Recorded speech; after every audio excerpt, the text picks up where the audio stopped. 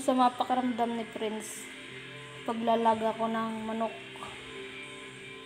Ano to? 56. Lagyan ko ng tubig. Tapos, malunggay. Ano yung malunggay, oh? Alam niyo ba magkano yan? Sabi nung binilang ko, huwag ko na dabayaran. Kaya lang, pinilit ko. 2 pesos. 2 pesos. Ayan na, hindi may ko na. Ayan na, lalaga ako para hindi kasi kumakain eh. Masama pakiramdam ng Prince ko eh.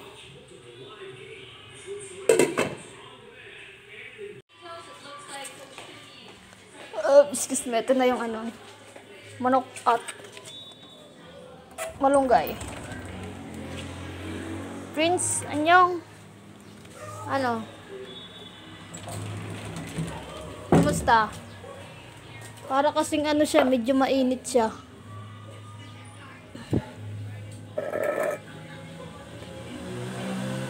Hindi siya kumain ng dog food.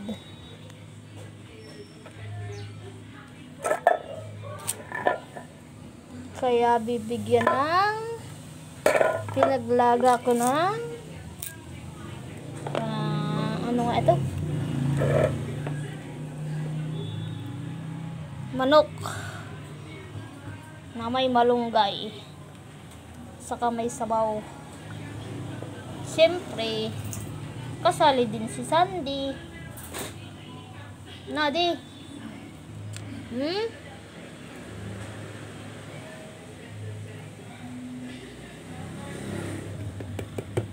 Abunso, bunchuk ko, parang may nagtutugtugan yata. Narinig niyo ba yung tugtugan? Ano na bunso? Malamig na ba? Ha? Ano, Prince? Pinchy? Prince? Ano? Ay, gusto yat. Nagpapabili lang talaga ata ng manok. Sige, mag-wait na. Mag-wait. Wait. Very good. Okay, Prince. Sandy.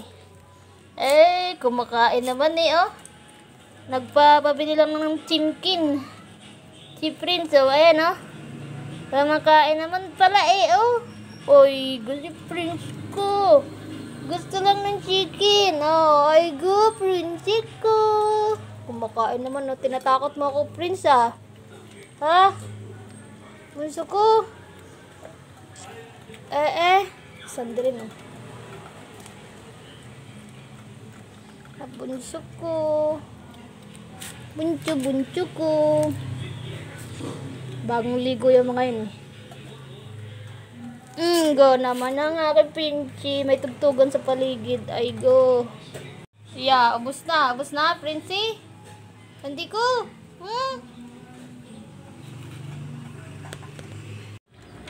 Bakit, Prince? Anong ginagawa mo dyan? Nagdududo ka na? Ang aking Prince ay kumusta na? Yung unang video, ano yun? Oy! Psst. Ay, inhit yata itong si Prince. Inaano yung mama niya. Yung unang video yan, November 1 yan. Medyo matamlay na siya noon. Ginawa ko nga, pinakain ko ng chicken, may malunggay. Kasi siya, ayaw kumain, ang gusto. Ayaw kumain ng sarili, ang gusto niya susubuan. Tapos naging matamlay siya. Pinaliguan ko nga muna, baka kakulang lang sa ligo. Tapos matamlay pa rin. After mga 1 week. Mga 1 week pa kasi nag-ipon pa ng pera. Ayan, dinala ko na sa vet, ang Prince. Kasi, naging concern ko din yung mata niya. Yung mata niya kasi, may kulay blue yan eh. Medyo nawawala-wala na ngayon, oh. Tapos, pagdating namin sa vet, tinanong kung nasa labas daw ba, ganun-ganun, mga interview. Ay, di opo, nasa labas po nakatali. Tapos,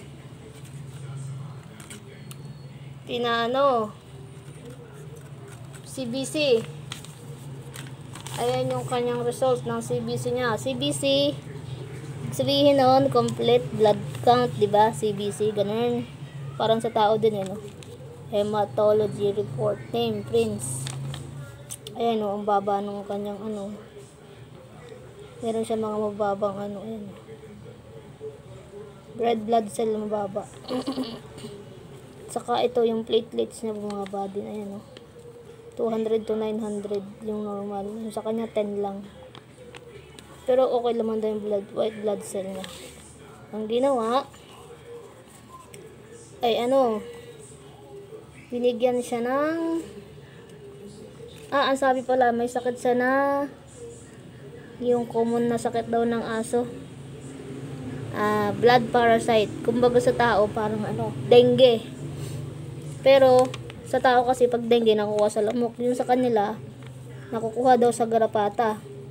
Pinapaano ko naman silang binibigyan ko ng next guard. Siguro pag lumalabas kami may nakukuha. Tapos meron kasi kami ditong kapitbahay, kalaro niya. Maraming garapata.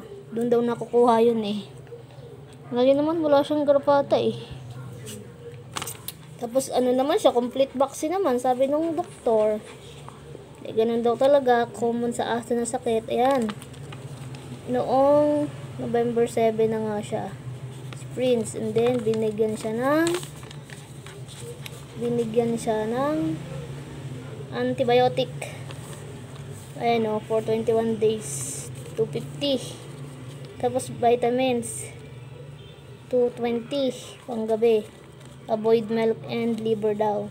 May follow-up check-up kami ng November 28. Papakita ko sa inyo yung gamot niya. Ayan yung kanyang gamot. Antibacterial.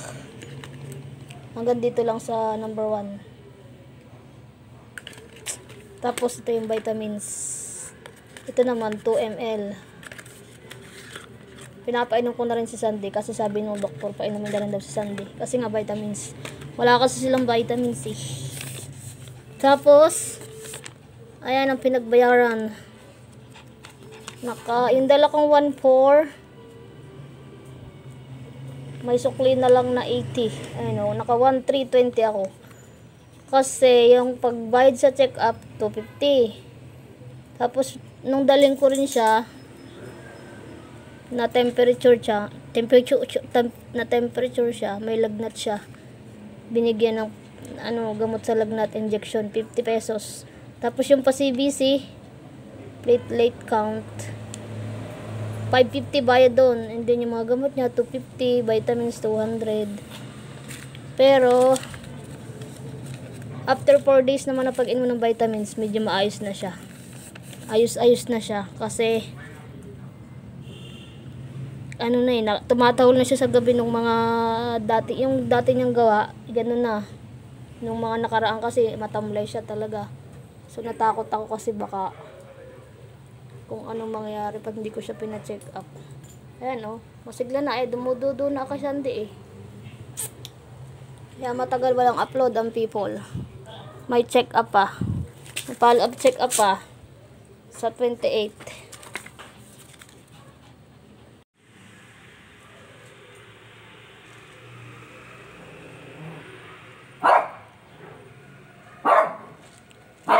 Narinig yung tahol niya. Nagtatatahol na siya. Bakit bunso? Kasi, anong nangyari? Ayaw kang paduduan ni Sandy? Prin? Mabuti nawawala-wala na yung kulay blue ng mata niya. Bakit bunso?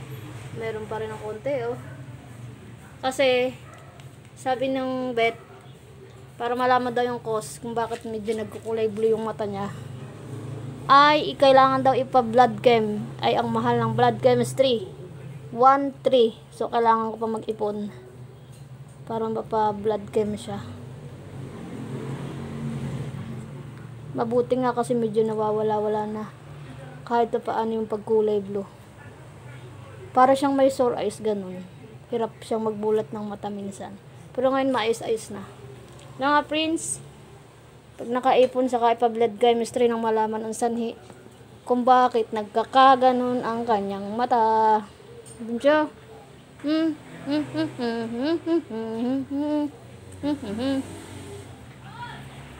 Ay go, ano, tumayo na ang bunso. Ay gusto.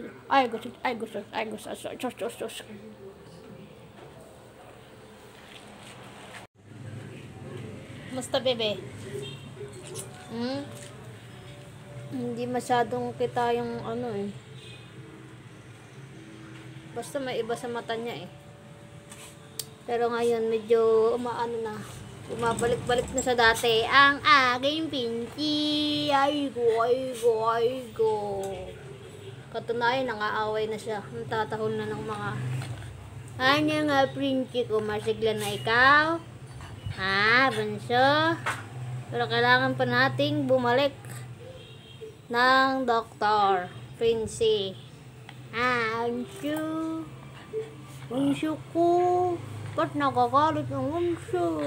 Ba't nakakalit? Bakit? Ha? Bakit bunso? Wala naman akong food. O wala akong dala. Kasi kumain na kayo ng tanghalian eh, di ba? Katatapos nga lang eh. Di. Pinky ko. Buti na lang may ipon. Nakapagpabunta ng veterinary. Kung wala, ay kawawa naman na bunso. Hindi malalaman kasi hindi naman sila nagsasalita kung anong masakit. Ano nga bunso, no? Basta tumamlay sila, ay kabahan na kayo. Kabahan kayo. Ano nga bunso, no? Ha? Pinky ko? Ang bunso ko?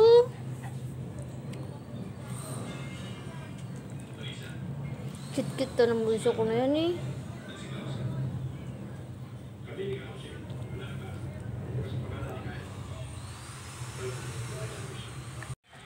Magpapainom ng gamot. Galing na kami ng doktor ni Prince. Okay na si Prince. Ano na siya. Okay na yung kanyang CBC. Yung resulta. Ha? Ito yung resulta. Papakita ko sa inyo. Bunso, naman. Ay, talaga naman to. Tinitingnan niya kung anong gagawin. Ito yung bagong resulta. Ito. Tumaas na yung kanyang platelets. Ayan o, 252. Nung may sakit siya, ayan lang o. 10. From 10, naging 252. Tapos, titigil na rin tong ano nga to? Antibiotic, titigil na. Meron siyang bagong reseta. Ito o. Ito ang Globimine syrup. Tapos tong vitamin, sabi ni Doc, ano daw, ubusin daw yung laman. Hanggang sa maubos. Ito pang ano lang, 1 buwan. Kasi medyo maputla pa daw siya. So, kailangan pa niyang nagre-recover pa siya. Kaya inumin natin ng vitamins si Sandy ni Prince. Ito vitamins. Kung gaano kabait si Sandy na uminom ng vitamins. Na, di? Ay, bait ka ba, di? Ha? Hindi na yata abot ng ano, ah. Na. Sandy ko, very good. Oh, very good.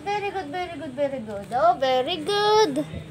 Si Prince naman. Si Prince ay matapang. Pag umiinom ng gamot, ng vitamins, pati gamot, tapang na si Prince. Yan yung gaano katapang si Prince. Prince! Nangangagat si Prince. Prince! Ay, talaga. Nag-aaway pa kami. Nag-aaway. Nang dalawa kami. Nag-aaway na dalawa. Pambihira na. Hindi ka pa nasana eh. Ito yung bagong bigay. For the iron supplement. Ano siya? Anong reseta niya? Pang ilang ml? 2 ml.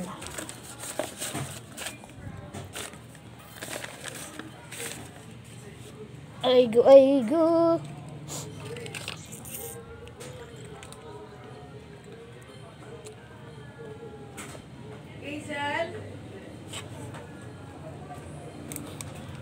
Aray ko.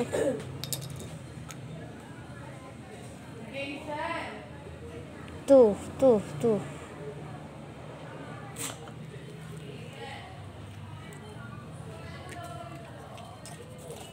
Isa.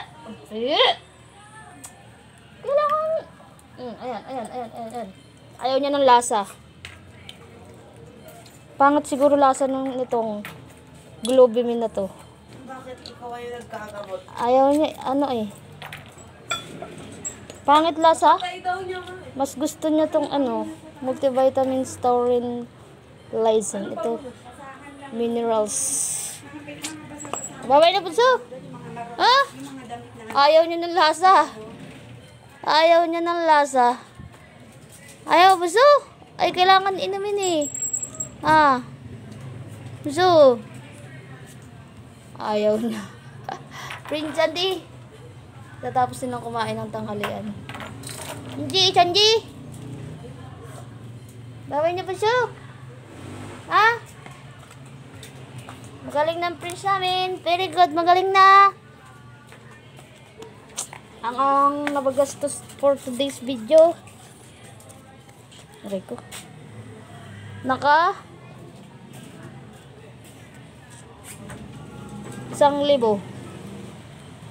1,020. Iya. Ubos ang kwarta. Ka 1,020. Check up 250. Yung CBC 550. Tapos yung Globimin 220. O ayan. Ayan ang total ng nagastos for today's video. Bye-bye na, Prince. Bye-bye na, Princey. Princey. Uy. Sandy. Eh?